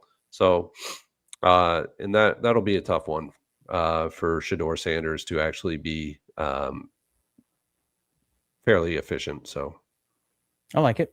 Josiah, standout defense for you this week? Yeah, I mean, I think Burns touched on the ones that were like right in front of your face that you should play. Those are the smart ones. If you're looking to get weird and cheap, I don't think it's crazy to take a shot on the Dolphins and or Panthers. Dolphins already mentioned Tristan Wirfs is out. Their offensive line has been banged up. We've seen Baker Mayfield make mistakes in situations like this. I'm a little worried, but that's why that's why this is a low owned play, because it's not super likely. I think it's more likely that Mayfield smashes this Dolphins defense, but I do think this team's kind of moving in the right direction, trying to make positive changes, and so I don't hate it. And then the Panthers at 2,100, they're at home. Seattle's doing that dreaded West Coast to East Coast move. And then also Sam Darnold just struggles around this time of year. I do have a little bit of Sam Darnold exposure in my current runs just to kind of balance this out if he does smash, but I like playing some of these cheapies down here. Darnold crumbles in the playoffs. That's coming live to a TV near you in 2 or 3 weeks, depending. BobbyWow, any defense stand out to you that's kind of like in the cheaper or the low owned category? Not necessarily cheaper, but like low owned. Yeah, I agree on pretty much with everything everyone said. I think all the way down to my cheapie pay down is the Panthers. Sam Darnold just continues to kind of flounder in the second half, threw 2 more picks last week. So I'll take some shots. Basically, the basement price on the Panthers at home. So yeah, the other defense I would take shots on, and this is a large field defense by all means. It's not so much a cash game defense or single entry. Would be the Jaguars. Yeah, Jaguars against Old Man Rivers. Absolutely. And Bills, Bills, the Eagle, there's a few spots to play. Nothing really stands out too crazy, but there's a few spots to play here that I think are all fine. And I think probably 20% owned Steelers, even, on the road at the Browns, that ownership is scary high. I'd rather just pay the Browns and save the 1,000, if I'm being honest. If I'm going to if I'm going to take a chalk one, I'd rather just pay down. And I also think it's a lot of salary available, guys. I do think the Patriots are going to score 15 to 20 points on defense this week. And I believe it's a week that you can just suck it up and pay up, guys. Sometimes you got to suck it up and pay up. And that's what we got going. Folks, reminder, Santa25 is the code to upgrade, to sign up at DFS Army, to be part of our team, get in our Discord, be part of our awesome community. The community's great. In addition, tomorrow, big day of football coming. Saturday, Sabado Gigante is coming up tomorrow. Players Club. We're going to be building lineups for the NFL main slate right here on the DFS Army YouTube channel. VIP, members only at the YouTube channel as well. You can get that for DFS Army, Army Insiders, members, whatever. You got a sub, you're probably in for the club, for the club, Players Club. It's coming up tomorrow, noon, right here on the channel. Josiah, you coming to the club? Hey, I'll be there, man. You know. Can you say the word club? Club? Yes. Let's go. Burns, you coming to the club? Unfortunately not. I'll be traveling. Oh, what are you doing? Sorry. Hopefully everybody's having a wonderful holiday season, Christmas, New Year's coming up, football nonstop, family time. You know, I was supposed to go to Pink Floyd with my daughter tonight. Pink Floyd cover band, The Machine. Oh. But there's a snowstorm and they just canceled the fucking concert. Well, that sucks. They canceled it. So we'll figure out. I was going to say, if you're seeing Pink Floyd with Gilmore. Not Gilmore. No, I wish. His voice is not there anymore. It's not, but it's still, it's still old school. I would love it. Floyd, and you'll never see him and Waters back on a stage ever again. I hate Waters. Don't want to see that prick. I hate his voice and his contribution. But I love David Gilmour. I would actually, you know what?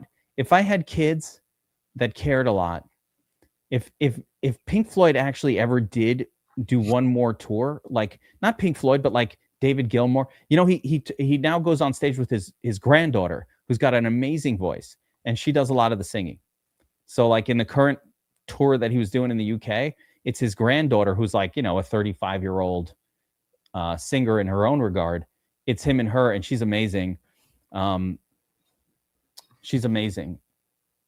But yeah, I would love to see that. That'd be like I saw Frank Sinatra in person when I was about 14 years old, right before he passed away, like in the year or two before the end, in Atlantic City at like the Bollies at Atlantic City, like performing. It was Frank Sinatra and I'm so happy that I got to see him in my lifetime, you know, like such a legend.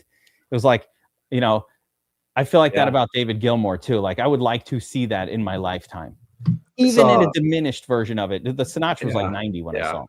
Yeah, I saw Bob Dylan in the twilight of his career way back in Syracuse, and he sounded awful. They sound terrible, but it's, you know, it's nostalgia. Elvis Costello, and Elvis Costello was awesome. It was Elvis and him together, kind of making up for it. Yeah, they can't hold the concert. You know, I really think like David Gilmour was awesome up through like maybe 10 years ago, and then Division Bell. After that, he kind of regressed. Division Bell. That's 95, man. You're going back.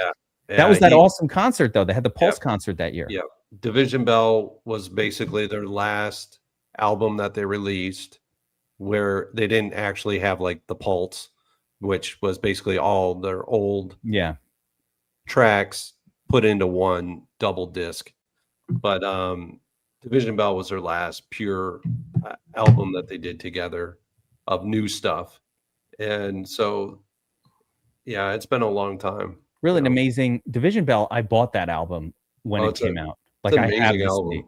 I have the CD that I originally purchased with the two faces, the Easter Island heads on it. Yes, I know it well. It's probably my second favorite Pink Floyd album. Wow. Okay. Yeah, I'm a huge Floydian. Wow, I did not know. Maybe me and Burns got to go to a Gilmour show together. That sounds like a plan. Yeah. I like it. Yeah, wait, we're still live on the air? I put that in there. I was like, this is what y'all usually do after the show. Yeah, that's right. That's supposed to be our chit chat for after the show, guys. All right. Anyway, tomorrow noon, right here on the Army YouTube channel, Players Club. We're gonna build lineups together. Let's fucking go. We'll figure out a little something about the 2-gamer. Maybe after we'll get a setup going or something like that. But I don't really have a lot to add to that one right now. I feel like after the 3-game fiasco on Thursday, I'm a little short slated out for a second.